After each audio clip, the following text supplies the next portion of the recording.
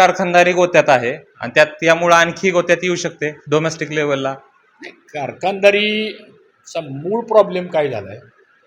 कारखानदारी अडचणीत नाही आहे. ऊस उत्पादक शेतकरी, ऊस वाहतूक करणारा शेतकरी आणि कारखान्यामध्ये काम करणारा कामगार आणि वित्त संस्था जे कारखान्याला कर्ज देतात हे चार घटक खरं अडचणीत आलेले आहेत. आता कारखाना तो काय त्याचा मालक नाही ना कारखानदार. आता आम्ही कारखाना चालवतो कॉपरेटिव्हमध्ये, आम्ही विश्वस्त आहोत, आम्ही काही त्या कारखान्याचे मालक नाही. मूळ मुद्दा कारखान्याचा मालक कोण आहे, तो मालक अडचणीत आला आहे. आता बाहेर चित्र असं मांडलं जातं की कारखानदार अडचणीत आलेले आहेत. आम्ही कारखान्याचे मालक नाही आहे. मुळात 5.5 कोटी ऊस पिकवणारा शेतकरी आहे, 6.5-7 लाखापेक्षा जास्त कामगार वर्ग आहे.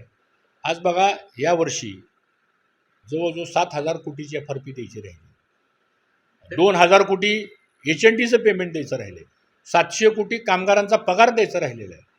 हे महाराष्ट्रपुरतं बोलतो मी, बाकीच्या तर इतर देशातले राज्यातले आकडे वेगळेच आहेत. त्यामुळं तातडीनं ह्याच्यामध्ये केंद्र सरकारने लक्ष घालावं आणि आमचं म्हणणं असं आहे की 3च गोष्टी कराव्यात. त्याला केंद्र सरकारवर आर्थिक बोजा येणार नाही.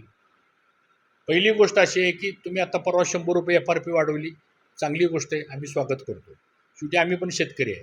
शेतकऱ्याला आज ह्या दरामध्ये ऊस परवडत नाही, हे वस्तुस्थिती आहे.